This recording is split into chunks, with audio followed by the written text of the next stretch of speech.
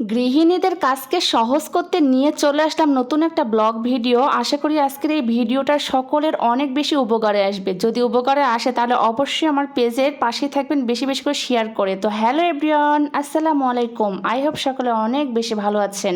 আলহামদুলিল্লাহ আমি অনেক বেশি ভালো আছি। চলে আসলাম নতুন একটা ব্লগ ভিডিও নিয়ে। আজকে এই ভিডিওর মাধ্যমে শেয়ার করব একদিন কষ্ট করে পরোটা বানিয়ে কিভাবে সারা মাস সংরক্ষণ করবে। এইভাবে একবার হলেও সংরক্ষণ করে দেখবেন সারা মাস ভালো থাকবে এবং পরোটা অনেক বেশি ফুলকো ফুলকো হবে। পরোটা তৈরির জন্য প্রথমেই একটা বোল নিয়েছি, তারপরে এখানে আমার পছন্দ মতো ময়দা নিয়েছি, আপনারা বেশি বা কম করে নিতে পারেন। তারপরে এখানে রান্নার লবণ দিয়েছি পরিমাণ মতো, তারপরে এখানে চিনি দিয়েছি টেস্ট অনুযায়ী। এখানে সামান্য পরিমাণে গুঁড়ো দুধ দিবেন, অবশ্যই গুঁড়ো দুধটা দেওয়ার চেষ্টা করবেন, তাহলে খেতে কিন্তু পরোটাগুলো অনেক বেশি ভালো লাগবে।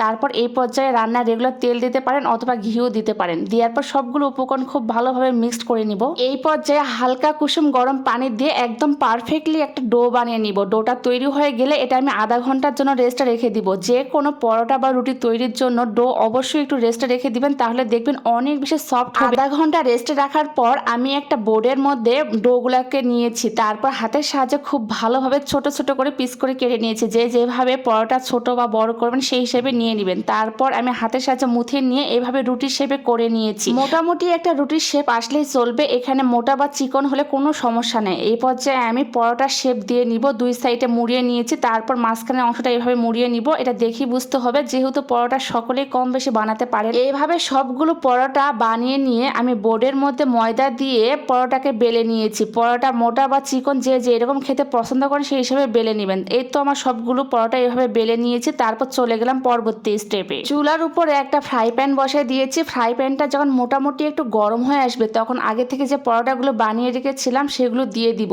পরোটাগুলো বেশি ভাজার প্রয়োজন নেই, সামান্য একটু সেক দিয়ে রেখে দিব, শুধুমাত্র যাতে একটার সঙ্গে আরেকটা গায়ে না লাগে। হালকা একটু সেক দিয়ে আমি রেখে দিব। এভাবে সবগুলো পরোটা হালকা তাপে সেকে আমি এক সাইডে রেখে দিয়েছি একদম ঠান্ডা হয়ে যাওয়া পর্যন্ত। পরোটাগুলো যখন একদমই ঠান্ডা হয়ে যাবে তখন আমি চলে যাব পরবর্তী স্টেপে। সবগুলো পরোটা যাতে সংরক্ষণ করা যায় এইরকম একটা বড় সাইজে পট নিয়েছি, অবশ্য ঢাকনা সহ পট নেবেন। তারপর এখানে পাতলা সাইজের কাগজ যেগুলো পাওয়া যায় বাজারে কিনতে সেগুলো আমি এখানে দিয়েছি। একটা করে পলি দিয়েছি, তার উপরে একটা পরোটা দিব, তার উপর আবারও একটা পলি দিব, আবারও একটা পরোটা দিব। এইভাবে মোটামুটি যতগুলো আপনার কাছে পরোটা আছে সবগুলো দিয়ে রাখতে পারেন। এটা মোটামুটি 1 মাস সংরক্ষণ করা সম্ভব, 1 মাসে কোনোভাবে নষ্ট হবে না। পরোটাগুলো ফ্রোজেন করার পর অবশ্যই এটা ডিপ ফ্রিজে রাখবেন, তাহলে 1 মাস অনায়াসে চলে যাবে। গৃহিণীদের কাজকে সহজ করতে এই ফ্রোজেন পরোটাগুলো অনেক বেশি উপকারে আসবে। প্রতিদিন সকালে পরোটা বানানো অনেক বেশি কষ্টের, এই কাজটা অবশ্যই করে দেখবেন। আশা করি সকলে অনেক বেশি উপকারে আসবে। এই ভিডিওটা ভালো লাগলে শেয়ার করে পেজে পাশে থাকবেন।